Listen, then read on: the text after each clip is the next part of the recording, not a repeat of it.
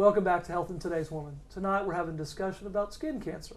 In our first two segments we really focused on skin cancers. But as always, I try to talk about prevention, not just about treatment. In this segment we're going to focus on prevention.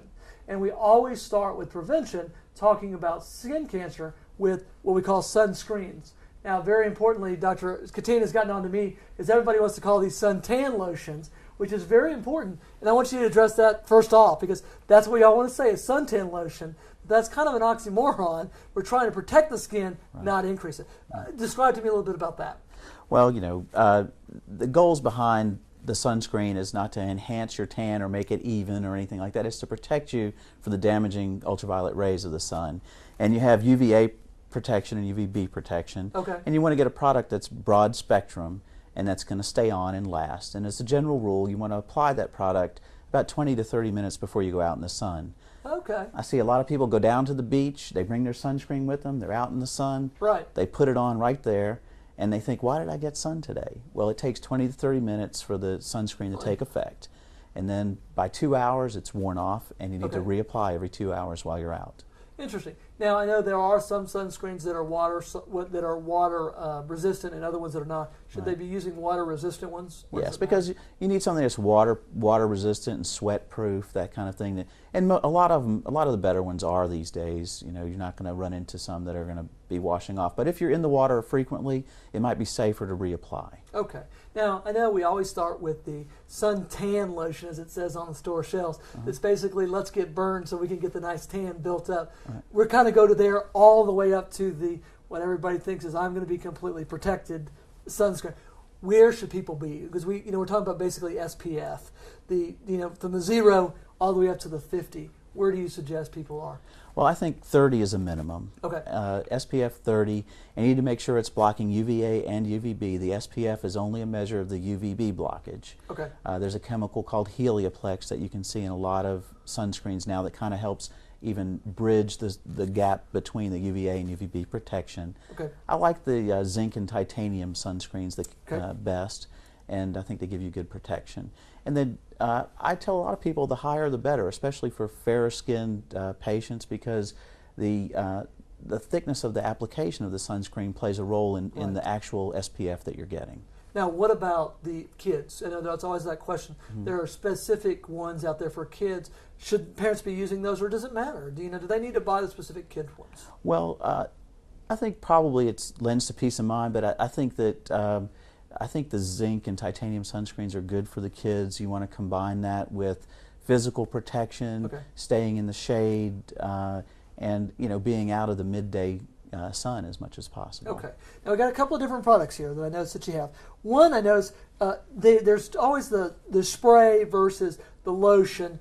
Is one better than the other one?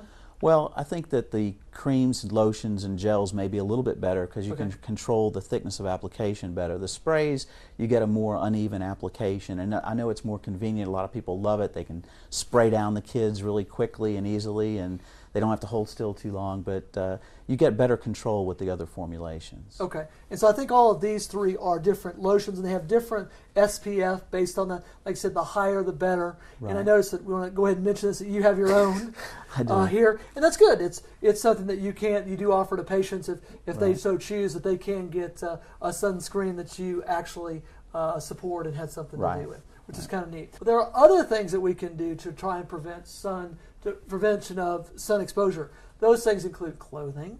They include makeup. I want you to address those things, especially the clothing. Let's start there, and then I want to go to the makeup. What do you say about the clothing that's available now? Well, it always helps to, in addition to your sunscreen, it always does help to have physical blockage of the sun with sun-rated hats, and they do make sun-rated clothing as well, because a lot of people think, I've got a shirt on, I'm protected, but a white t-shirt's only like an SPF 6 or 8 sunscreen. Oh, wow. And so you're not as protected as you think. The makeups, generally if you're thinking about a makeup, a lot of those have sunscreens as low as 8 to 12, and so you really want to build up, you want to still use your extra sunscreen in addition to a makeup. Okay. But what about the patients going to work? I mean, are these something that they can wear? For example, the person that's working out, maybe cleaning outside, or this clothing is something that's effective for them and good for them? Yes, they can use that, but they still need to wear their sunscreen on their face and that kind of thing. Broad-brimmed hats.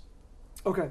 Now, kind of in conclusion, I want to bring this up because I think it's so important. Is everybody wants to be out in the weather? I mean, it's the last couple of days have been stormy, and it can be stormy. But in the spring, the weather's beautiful. What are the suggestions that you give to patients to say, okay, yeah, we know we want to be out in the weather, but we want to be protected too? What kind of advice do you give and say, enjoy your time out, but also what can we do to prevent problems? Well, I try to make their sunscreen application and their protective habits be a habit, a regular thing they do every day, and also try to encourage them to be aware of how much sun they're getting and avoid the midday sun. So it's important when you're out in the sun, not only that you can. What do you tell the patients that work outside? What are some things that patients that are working outside that can't get in, what are some of the things that they can do to prevent their sun exposure? Well, they have to keep their sunscreen with them so they can reapply it every 2 hours while they're working out. And then if they're wearing the protective clothing, that's another a good thing for them to do. And you may not know this. A lot of patients, for example, that are working outside, they have corporate clothing. I mean, they're required to wear corporate stuff. What do you tell those patients? Because I think that's a huge issue that gets brought up too. Well, I haven't encountered a lot of that actually, but it's most people are not as aware of it and not as inclined to want to go with the clothing yet. But I think it's an increasing trend, and I think we'll see more of that in the future. And I think the company should get on board and try to help their workers if they are outside. All right, well, we're going to take a break here. We've had a great discussion about skin cancer. We'll be right back to close up the show.